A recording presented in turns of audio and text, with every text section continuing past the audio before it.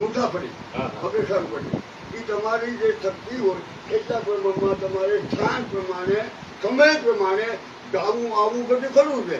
પણ માપ પાડવું બિનજરૂરી લેવા જવા વગર ડોકું કાઢો ને એ પછી જે બોલ્યા ત્રણ પાણી બંધ કરીએ એમાં આપણે ખાતામાં પડીએ કંટાળી આપણો રૂટીન હોય કઠણ પગડ ખાધો અણહિતા છે આપણે પોતે ઊભા કરેલા આમાં કોઈનું વાત નથી પોતાનું જ છે. અને પછી ભગવાનને ભગવાન આમ કરી ભગવાનનો દોષ નથી. એમ જે જે વસ્તુ સાહિત્યમાં બતાવ્યું છે એ ટકોર છે. એ જ આ કીધું છે કે ભાઈ તારો વેપાર છે ને હીરાનો